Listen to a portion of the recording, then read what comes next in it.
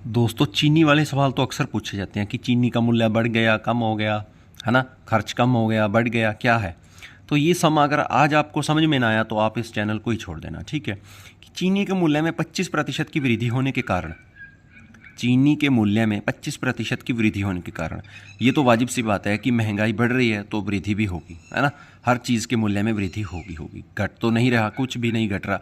अगर 5 रुपये बढ़ता है तो 1 रुपया घटता है, ऐसा तो ज़रूर हो जाता है, लेकिन बहुत ज़्यादा कम नहीं होता, ठीक है। एक गृहिणी चीनी की खपत में 25% की कमी करती है। देखो भाई क्या हुआ, मैं आपको एक चीज़ बताने की कोशिश कर रहा हूँ कि चीनी के मूल्य में 25% की वृद्धि हुई। वृद्धि का मतलब बढ़ोतरी हुई। इंक्रीज़, डिक्रीज़ का मतलब होता है घटना, इंक्रीज़ का मतलब होता है बढ़ना, यानी वृद्धि होना। गृहिणी जो है वो चीनी की खपत में 25% की कमी कर देती है। देखो कमी, अब कमी आ गया। अब पहले शब्द आया था वृद्धि। इन शब्दों की सेंस को समझने की कोशिश करना, सवाल के अंदर यही चीज़ें आती हैं। बढ़ गया, कम हो गया, है ना, ये शब्दों को घुमा फिरा के करते हैं। चलो बाद, पहले, ये सब मैंने आपको करवाए हुए हैं, वो आप ज़रूर देखना। मैं उम्मीद करता हूँ वो आपको अच्छे से समझ आए होंगे जो मैंने सब पहले करवाए थे।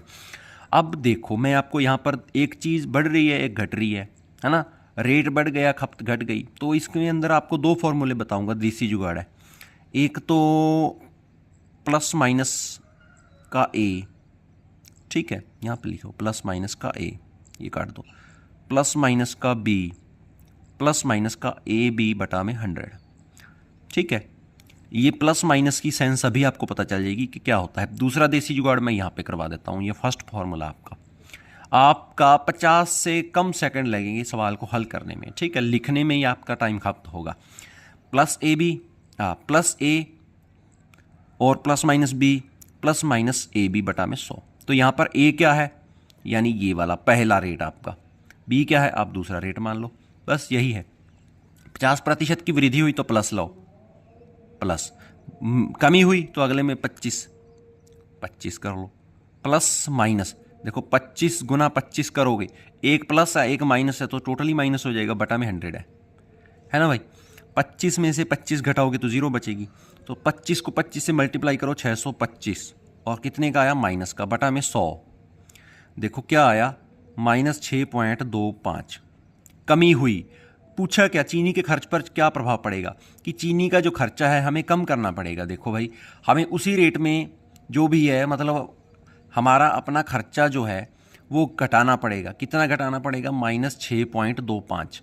समझे बात को, इस बात को समझने की कोशिश करो कि हमारे पास पैसे तो उतने ही हैं, हमारी कोई आमदन तो बढ़ी नहीं, चीनी का रेट ज़रूर बढ़ गया है। तो हमें उसी जितने पैसों में हम पहले चीनी खरीदते थे उन्हीं पैसों में अब हमें चीनी खरीदनी है, लेकिन हमें अपनी जो खर्चा है वो घटाना पड़ेगा, ठीक है। तो चीनी कम खानी पड़ेगी भाई, -6.25 हम चीनी कम कर दें अपनी चाय में, ठीक है भाई, मीठा खाना कम कर दो। चलिए आगे है दूसरा सवाल, दूसरा मेथड। दूसरे मेथड में क्या करना है, 125 यानी 100 में 25 जोड़ दो। फिर कमी हुई तो कमी में क्या कर दोगे, 75, यानी 100 में से 25 घटा दो तो 100 से इसको डिवाइड कर दोगे। 25 के टेबल पर कैंसिल हो रहे हैं। 25 चौका 100 होता है, 25 तिया 75 होता है। 25 चौका 100 होता है, 25 तिया 75 होता है। अब 125 तिया कितना होता है, 5 तिया 15, 75 ही होता है। 375 बटा में 4, इसको डिवाइड करोगे तो ये आ जाएगा, 4 पे डिवाइड करोगे तो कितना आ गया, 4 नीम 36, 1 4 तिये 12, और कितना आया भाई, आगे करके देख लो। ये थोड़ा कई बार डिवाइड करना मुश्किल हो जाता। 375 को किसके साथ, 4 के साथ। तो 4 नीम 36, 1 4 तिये 12, 3 4 7 28, 2 4 5 93.75। कितना आया, 93.75। तो ये आ गया अपना।